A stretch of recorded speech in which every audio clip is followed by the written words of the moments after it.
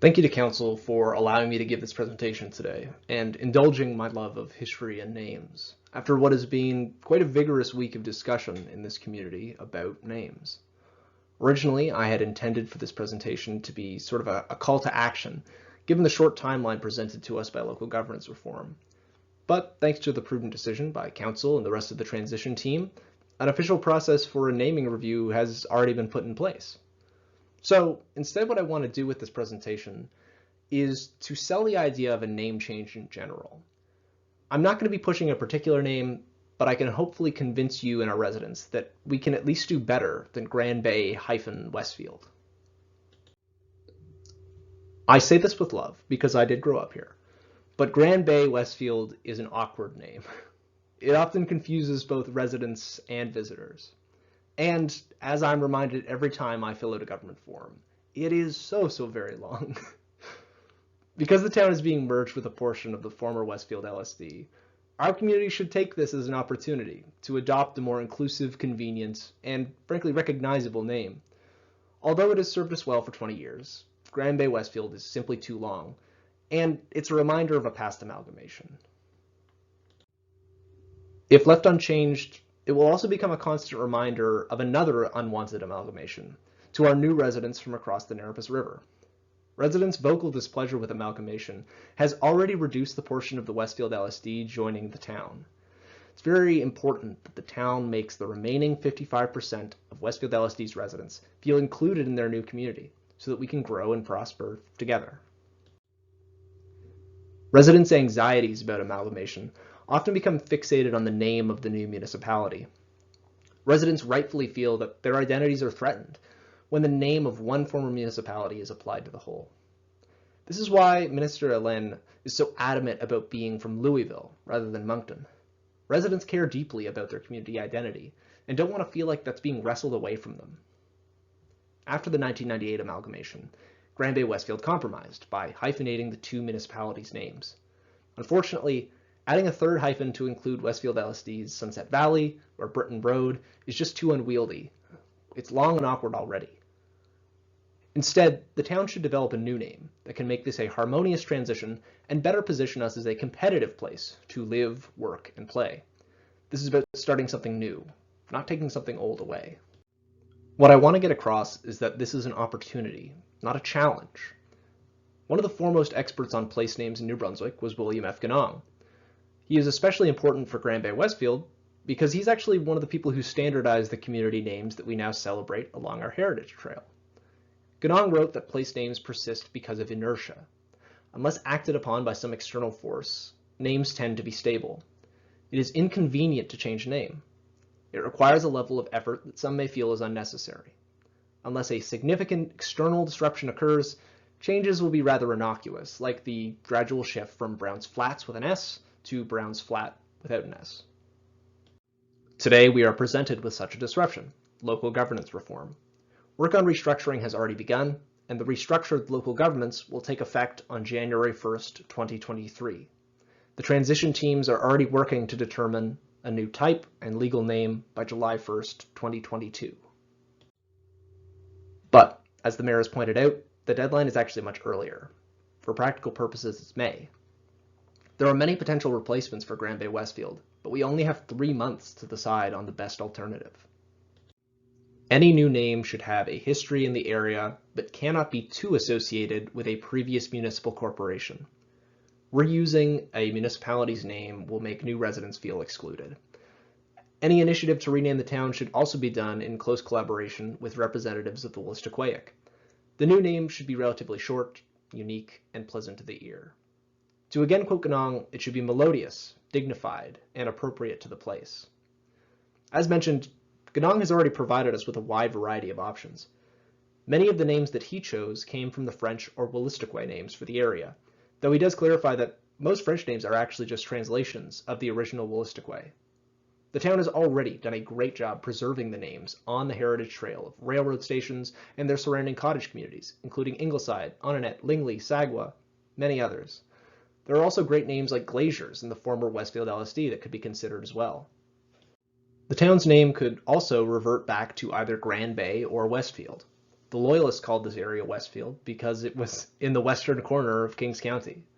The town's new boundaries are still within the old parish of Westfield, and a significant portion of the town had been the village of Westfield for decades. However, this association with the former village also makes the name very unappealing to those living in the former town of Grand Bay. Residents of Grand Bay and Westfield are both very jealous of their respective names, and that's a big part of why we had the hyphenated name in the first place. I'd also like to point out that despite having the same name, each of the entities pictured on this slide cover slightly different areas. Westfield Parish was quite frankly gigantic. By contrast, the village of Westfield looks pretty small. It was only ever a small portion of the parish. The Grand Bay connects the Woolastook and Kennebecasis rivers. Though Grand Bay was an appropriate name for the areas surrounding the village of Pamdenack when they were amalgamated in 1976, other communities like Westfield and the areas along the Narrabus River are not actually on the bay itself, and these residents associate the name with the village and town rather than the body of water. The first image on this slide is the town of Grand Bay at its greatest size in 1988. 68% of its total coastline was on the Grand Bay.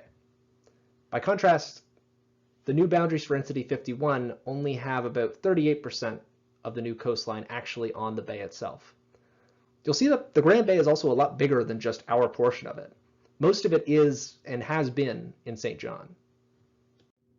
My intention in revisiting these two familiar names is to highlight the fact that while they're familiar, neither are necessarily unique or appropriate to place, especially not the entirety of the new Entity 51. There are other names which are more unique, more reflective of our history, be it Wolastoqey, French, or English history, and are more appropriate to the geography of the new entity's boundaries. Beyond specific attachment to names, though, another important point of contention I've heard about is the potential cost of a name change. Beyond the $3,500 allocated at the special meeting, people worry about the cost of new signage and branding. That's one reason we've kept Grand Bay-Westfield for so long. It's inconvenient to change it. And, it's reasonable for people to be worried about that. The town has just rebranded. But, in contrast to the old logo, the new abstract logo does not include any text. Changing the name does not need to require another rebranding exercise in the short term. The logo works just as well with Onanet, Narrabus, Ketapek, 51 Town. It works as well with these as it does with Grand Bay-Westfield. We have the font. We have the colors. There isn't any pressing need to change the town's imagery to match any new name. This new logo has already gone a long way to minimize the potential costs of changing the name. All that's on the street signs right now is a sailboat.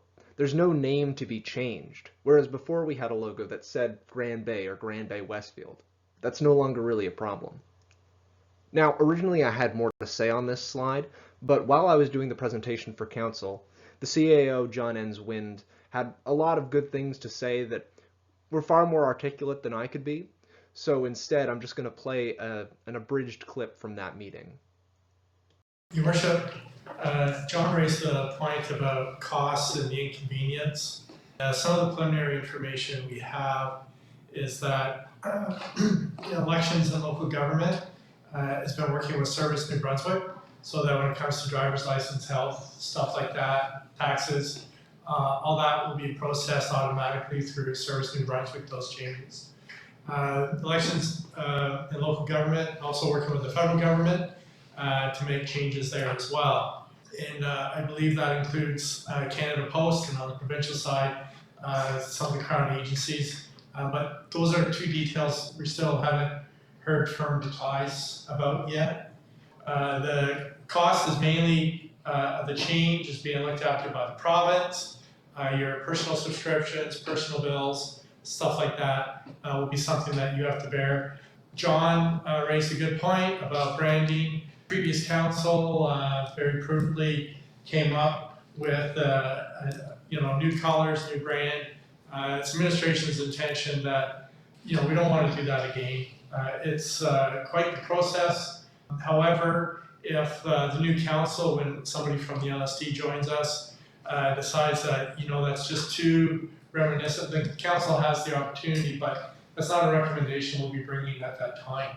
And as John said, you can still see signs that just say the Town of Grand Bay. a lot of these changes don't happen overnight. Where we would probably have some moderate expense, the big entrance signs into the community, and then basically just changing the faces of the existing signs, which is not as expensive as erecting a new sign. We have any further questions or comments? The address change, it's just gonna be the name, like the street name and the address, everything stays the same, postal code all stays the same, right? Oh, yeah. Yeah, that's what I was telling people, I didn't think that's gonna change. And you can still, one of our deputy fire chief is from Neribus. He doesn't live in the town yet. But he can still use 299 whatever street, Neribus, and it'll still be delivered there. So Because of the postal code. that's right. That's right, yeah. So from a postal perspective, even though community names will remain the same, is my understanding at this point. So like the 911 wouldn't change because everybody still got that address, right? That's right. Nothing changes. That's right. So let's start thinking about what we can do with our name, not what we can't do. I know that there are a lot of great names that have history in this community, but just aren't as well known as Grand Bay-Westfield, that are unique, melodious, and appropriate. And who knows what other new names will be submitted by residents. I want to, again, thank you for the time to let me share some ideas. I know Grand Bay-Westfield is still going to be a name on that ballot in April, and many of us are committed to keeping things exactly the way they are. But since the review is happening anyway, I want to encourage people to try out some new options as well. Workshop them around the dinner table, be aspirational, learn more about where you live. Let's start off this new entity on the right foot with our new neighbors, and let's see what this town can become. Thank you.